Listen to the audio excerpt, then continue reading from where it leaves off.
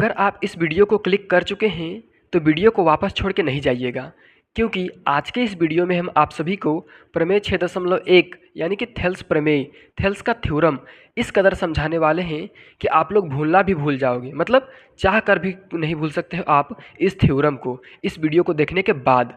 तो देरी न करते हुए चलिए वीडियो को शुरू करते हैं।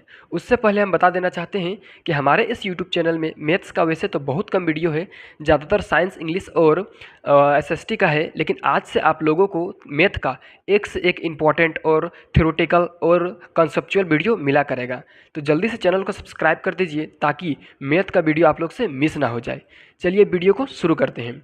देखिए, इस क्वेश्चन को हल करना बच्चों का खेल बन जाएगा आपको वीडियो को पूरा देखने के बाद। क्वेश्चन में क्या कह रहा है, यदि किसी त्रिभुज की एक भुजा के समांतर अन्य दो भुजाओं को भिन्न भिन्न बिंदुओं पर प्रतिच्छेद करने के लिए एक रेखा खींची जाए तो ये अन्य दो भुजाएं एक ही अनुपात में विभाजित हो जाती हैं। अब देखिए, इसको पिक्चर के माध्यम से समझते हैं।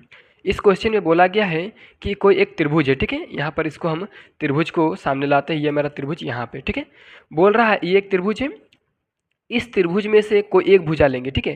क्या बोला है, यदि किसी त्रिभुज की एक भुजा के समांतर, एक भुजा के समांतर तो हम बीसी भुजा को ले लेते हैं, इस भुजा के समांतर, ठीक है ना, अन्य दो भुजाओं को यानी कि ए बी को और ए सी को, ठीक है ना, भिन्न भिन्न बिंदुओं पर प्रतिच्छेद करने के लिए, मतलब यहाँ पर इसको और इसको यहाँ पर प्रतिच्छेद मतलब कि काटने के लिए एक रेखा खींचा जाए। तो एक रेखा हम पहले इसको खींच देते हैं, ठीक है, और इसका नाम भी देते हैं ए बी सी हो गया ये वाला, इसका नाम देते हैं इधर डी और इसका नाम देते हैं हम इधर ही ई, ठीक है ना।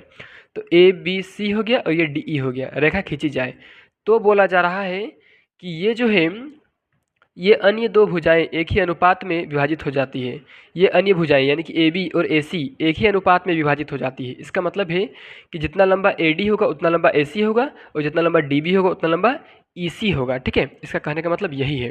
तो चलिए अब हम इस क्वेश्चन को अपने लैंग्वेज में समझते हैं। देखिए, इसमें बोला गया है कि ए बी सी कोई त्रिभुज है, ठीक है, और बी सी एक कोई भुजा है। इस भुजा के समांतर एक रेखा खींचा जाए। तो एक रेखा खींच दिए डी ई, जब रेखा खींच देंगे तो इसके समांतर खींचना है। तो ए बी जो है, सॉरी ए डी जो है उसके किसके बराबर होगा, ए ई के, और ये डी बी बराबर होगा ई सी के, ठीक है, इस तरह से।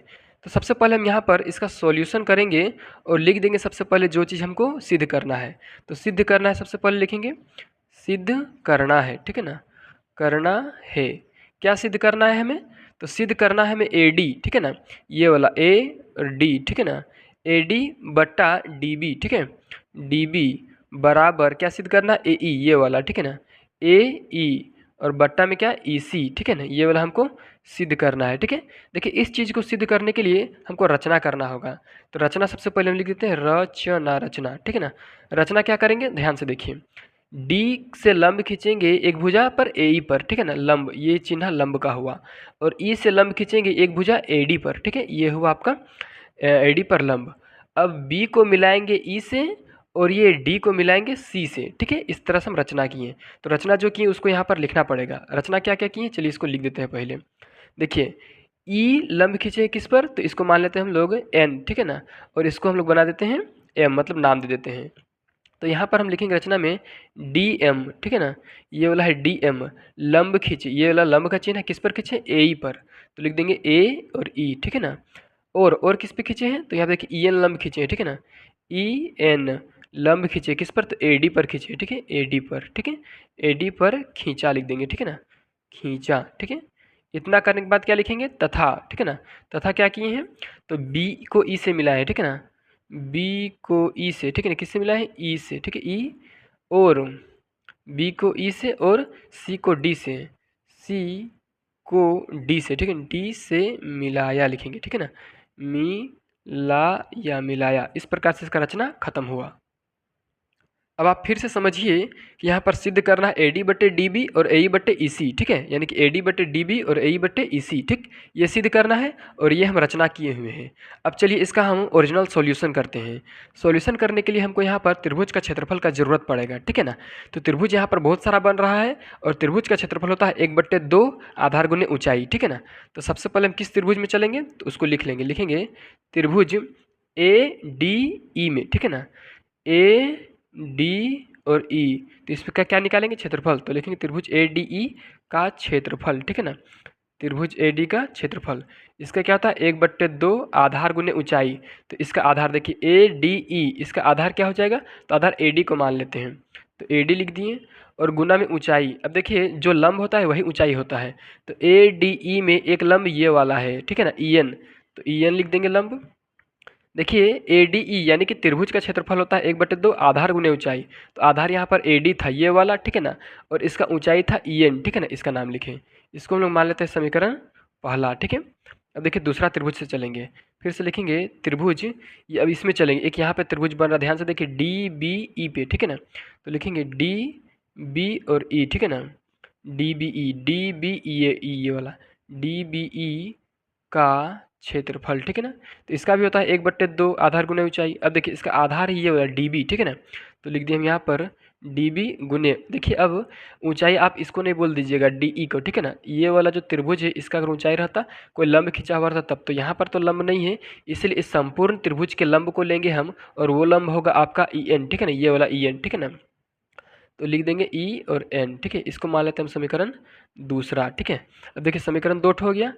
अब देखिए ये समीकरण और ये समीकरण, 2 समीकरण हुआ। तो अब हम यहाँ पर लिखेंगे समीकरण पहला और समीकरण दूसरा, ठीक है ना, से देखिए दोनों समीकरण को हम क्या कर रहे हैं, दोनों समीकरण का हम भाग दे रहे हैं, यानी कि काट रहे हैं, दोनों को हम तुलना कर रहे हैं, ठीक है ना। दोनों समीकरण को जब तुलना करेंगे तो दोनों के बारे में लिखना होगा, तो दोनों का तुलना कर देते हैं हम यहाँ पर जल्दी से। तो एक है ADE, लिखेंगे त्रिभुज AD और E, ठीक है, और ये बट्टा में क्या है आपका, यहाँ पर देखिए ADE बराबर क्या है उसको पहले लिख लेते हैं, ADE बराबर है, सॉरी इसको पहले तुलना कर लेते हैं, ADE बट्टे में है त्रिभुज DBE, ठीक है।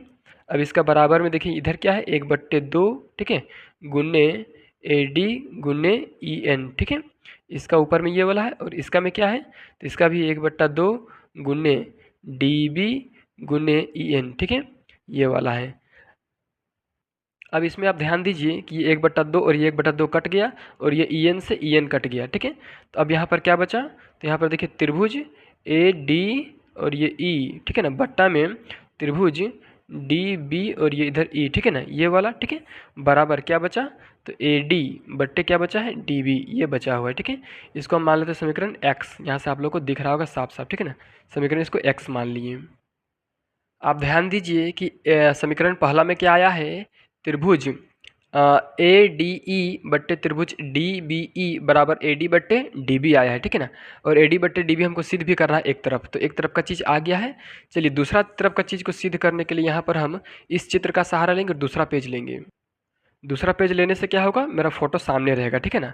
तो वहाँ पर हम इस त्रिभुज में चले थे और इधर वाला में चले थे, पुनः हम चलेंगे, ठीक है ना, यहाँ पर लिखेंगे पुनः, यहाँ पर पुनः क्या लिख देंगे, पुनः, ठीक है ना, पुनः त्रिभुज किससे, पुनः त्रिभुज ADE से, फिर उसी से ऊपर वाला से, ठीक है ना, ADE का क्षेत्रफल, ठीक है ना, त्रिभुज ADE का क्षेत्रफल, इसका क्षेत्रफल क्या था 1/2, ठीक है ना, आधार आधार, अब देखिए ADE से चल रहे हैं लेकिन तभी आधार AD को माने थे और अब आधार AE को मानेंगे, ठीक है, तो AE गुने ऊंचाई। अब देखिए इधर से चले थे और आधार ये वाला था, ठीक है ना, तभी इसका ऊंचाई ये वाला था। अब ये वाला आधार है AE, तो इसका ऊंचाई होगा DM, ठीक है ना, तो यहाँ लिख देंगे D और यहाँ पर लिख देंगे M, ठीक है। इसको मान लेते हैं हम समीकरण तीसरा, ठीक है, पहला दूसरा और X हुआ है, अब इसको समीकरण तीसरा मान लिए। अब फिर से हम चलेंगे त्रिभुज दूसरा में, त्रिभुज अब देखिए DBE में चले थे, अब चलेंगे किसमें हम ECD में, ठीक है ना, चलेंगे त्रिभुज EC और ये D का क्षेत्रफल, ठीक है, का क्षेत्रफल क्या होता है 1/2 तो होता ही है, आधार आधार हो जाएगा आपका EC, ठीक है ना, लिख दिए हम E और ये C गुने ऊंचाई। अब देखिए ऊंचाई इधर वाला में से चले थे तो ऊंचाई आपका EN था और इधर वाला में चल रहे हैं ये वाला में EDC में या ECD में, तो ऊंचाई आपका होगा क्या चीज़, तो DM होगा, ठीक है ना, D और यहाँ पर M, ठीक है। अब इस समीकरण को हम मान लिए समीकरण चौथा, ठीक है ना। अब लिखेंगे समीकरण तीसरा और चौथा से, जिस तरह से उधर तुलना किए उसी तरह लिखेंगे यहाँ पर समीकरण तीसरा और समीकरण चौथा से, ठीक है ना, चौथा से ऐसा भी लिख सकते हैं दोनों को तुलना करने पर, ठीक है, ऐसा भी लिख सकते हैं आप, दोनों से चल रहे हैं हम लोग, ठीक है ना। तो यहाँ पर ध्यान से देखिए समीकरण तीसरा में क्या है, तो समीकरण तीसरा में त्रिभुज ADE, ठीक है ना, और इसका तुलना करना है समीकरण चौथा के साथ, तो इसमें है त्रिभुज EC और ये D, ठीक है ना। ई सी डी है यहाँ पर, तो ध्यान दीजिए यहाँ पर। और इसका बराबर में इसके ऊपर में क्या था, तो 1/2 था गुन्ने ए ई और गुन्ने में डी एम था, ठीक है, लिख दिए। अब देखिए इसका नीचे क्या था, तो इसका 1/2 गुन्ने ई सी, ठीक है ना, ई सी गुन्ने डी एम था, ये लिख दिए, ठीक है। अब ध्यान दीजिए यहाँ पर कि डी एम से डी एम कटा, 1/2 से 1/2 कटा, ठीक है ना। तो यहाँ पर बचा क्या, उसमें ध्यान दीजिए, ठीक है। जो बचा इसको इधर लिखते हैं, ठीक है। बचा हुआ है त्रिभुज ए डी ई, ठीक है ना, बट्टा त्रिभुज ई सी और ये डी, ठीक है, बराबर बचा हुआ है ए ई बट्टे में ई और सी, ठीक है ना। अब देखिए हम पिछला बार में मेरा इधर वाला आया था ए डी बट्टे डी बी, ठीक है ना, ये डी है, ठीक है ना। और ये अभी बार में मेरा क्या आया है, ए ई बट्टे ई सी, ठीक है ना। आधा काम से ज़्यादा काम हो गया, बस थोड़ा सा बाकी है। अब देखिए आप लोगों ने क्लास 9th में एक थ्योरम पढ़ा होगा, कौन सा थ्योरम, यहाँ पर उसको समझाते थोड़ा सा। यहाँ पे देखिए आप लोग ध्यान से, मान के चलिए एक कोई आधार है, यहाँ पर थोड़ा सा ऊपर में ये कोई आधार है, ठीक है ना। इस आधार में दो त्रिभुज बन रहा है, एक ये त्रिभुज बन रहा है और एक ये त्रिभुज बन रहा है, ठीक है ना। तो एक ये त्रिभुज हो गया यहाँ वाला, ठीक है, और एक ये त्रिभुज हुआ ये वाला। तो क्लास 9th में आप लोगों ने पढ़ा था कि एक ही आधार में अगर दो त्रिभुज बन रहा है तो दोनों का क्षेत्रफल हमेशा समान होगा, ठीक है ना। तो उसी तथ्य को, उसी फैक्ट को यहाँ पर लागू करते हैं। देखिए ये है आधार मेरा बी सी, एक ही आधार है और इसमें दो त्रिभुज है, एक डी बी ई है ये वाला, ठीक है, और एक त्रिभुज है डी सी ई ये वाला, ठीक है ना। तो जहाँ पर भी डी बी ई रहेगा उसके जगह पर हम लिख सकते हैं डी ई सी, ठीक है ना। तो यहाँ पर आप अगर ध्यान से देखिएगा ये वाला, देखिए ई सी डी है, ठीक है ना, ई सी डी, ई सी डी मतलब क्या चीज़, देखिए ई सी डी मतलब ई सी डी ये वाला, ठीक है ना। इसके बराबर में हम लिख सकते हैं डी बी ई, ठीक है, ठीक है। तो यहाँ पर हम क्या लिख सकते हैं, समीकरण पहला इसको y मान लेते हैं, ठीक है ना। ये है समीकरण y, ठीक है, वो वाला x था और ये वाला y है, ठीक है। अब देखिए हम दोनों का तुलना करेंगे x और y का, ठीक है ना। तो x कहाँ पे है, देखिए आप यहाँ पे ध्यान से देखिए, मेरा x समीकरण में क्या आया है, ए डी ई बटे डी बी ई, ठीक है ना, बराबर ए डी बटे डी बी, ठीक है। और समीकरण y में आया है ए डी ई बटे ई सी डी बराबर ए ई बटे ई सी। तो अब देखिए हम लोग क्लास 9th वाले प्रमेय से लिख सकते हैं कि ये वाला डी बी ई, ठीक है ना, डी बी ई लिख सकते हैं त्रिभुज डी बी ई, ठीक है ना, ई सी नहीं ई, बराबर होगा क्या, तो इधर वाला ई सी डी का, तो लिख दिए ई सी और डी दोनों त्रिभुज बराबर होगा, ये लिख सकते हैं हम लोग। अब देखिए एक्स और वाई का हम तुलना करेंगे, ठीक है, एक्स समीकरण का और वाई समीकरण का। यहाँ पर लिखेंगे समीकरण, ठीक है ना, लिखेंगे यहाँ पर हम समीकरण x, ठीक है, x और y से, ठीक है ना, y से, देखिए y से लिखें लेकिन दोनों समीकरण को हम यहाँ पर तुलना कर रहे हैं, ठीक है। तो समीकरण पहला क्या आया था, देखिए समीकरण पहला, देखिए समीकरण पहला में आया था आपका ये वाला, ठीक है ना, त्रिभुज ए डी ई, ठीक है, और बट्टा में आया था आपका त्रिभुज डी बी ई, ठीक है, ये वाला आया था। अब इसका तुलना y के साथ कर रहे थे, तुलना कर देंगे यानी कि बट्टा लगा देंगे, ठीक है ना। और बट्टा लगा करके y में क्या आया था, अब यहाँ पर ध्यान से देख सकते हैं, ठीक है ना। देखिए y में आया था आप लोगों का यहाँ त्रिभुज ए डी ई, बट्टे में आया था त्रिभुज ई सी और ये डी, ठीक है ना। अभी अभी हम बताएं कि ई सी डी को हम डी बी ई लिख सकते हैं, ठीक है। यहाँ पर देखिए ऊपर में हम लिखें ई सी डी को हम डी बी ई लिख सकते हैं, ठीक है। तो यहाँ पर इसको नहीं लिख के डी बी ई ही लिखेंगे, ठीक है ना। डी ये बना दिए, इसको डी बी ई कैसे बनाएंगे, डी बी और ये ई, ठीक है ना, इसको काट देंगे, ठीक है। अब आप जब ध्यान से देखेंगे तो इसको बराबर और एक्स समीकरण पहला की तरफ में इधर क्या आया था, तो आया था आपका ए डी बट्टे डी बी, ठीक है। और ये वाला बड़ा वाला बट्टा दे दिए और समीकरण दूसरा में आपका क्या आया था वो देखिए, इधर आया था आपका यानी कि y में, समीकरण y में क्या आया था ए ई, ठीक है ना, ए ई बटे में आया था ए सॉरी ई सी, ठीक है ना, ये आया था, ठीक है। यहाँ पर थोड़ा सा नीचे लिख दिए, कोई बात नहीं, देखिए आप ध्यान से ए ई बट्टे ई सी ये वाला आया। अब देखिए ए डी ई बट्टे डी बी ई और ए डी ई बट्टे डी बी ई दोनों समान है, यहाँ पर हम समझने के लिए ऐसा शुरू में लिखे थे। अब दोनों ये वाला कट जाएगा, ठीक है ना। जब दोनों कट जाएगा तो मेरा क्या बच जाएगा, इधर इधर बच जाएगा ए डी बट्टे डी बी, ठीक है ना। और इसका बट्टा में क्या बचेगा, आप ध्यान से देखिए यहाँ पर, इसका बट्टा में बचेगा मेरा ए ई, ठीक है ना, ए ई बट्टे ई सी, ये वाला मेरा यहाँ बच जाएगा और ये हो जाएगा आपका प्रूव्ड। आप ध्यान से देख सकते हैं कि क्या प्रूव करना था यहाँ पर। चलिए देखिए, ऊपर में हम इसको ले जाते हैं और ऊपर में आपको दिखाते हैं, ठीक है ना। देखिए सिद्ध क्या करना था, तो ए डी बट्टे डी बी, ठीक है ना, बट्टा बराबर ए ई बट्टे में ई सी, और यहाँ पर मेरा ये वाला यही वाला सिद्ध हुआ है। देखिए यहाँ पर आप ध्यान से कि ए डी बट्टे डी बी, ठीक है ना, ए ई बट्टे ई सी। देखिए ये वाला दोनों सेम ही था जो लिखे वाला, ठीक है ना। इसी को हम लिख सकते हैं ए डी बट्टे डी बी, और यहाँ पर देखिए ये वाला इधर भागा में था, इधर जाएगा तो गुना में होगा और इधर भी जाएगा तो गुना में होगा, तो इसको बराबर देखिए हम लिख सकते हैं ए ई बट्टे में ई सी, ठीक है। इस प्रकार से ये वाला मेरा प्रूव्ड हुआ। अगर आप लोगों को इस प्रकार का वीडियो अच्छा लगता है तो जल्दी से वीडियो को लाइक कर दीजिए और वीडियो को शेयर कर दीजिए अपने दोस्तों के साथ। साथ ही साथ आप चैनल को भी सब्सक्राइब कर लीजिए इसी प्रकार के वीडियो के लिए।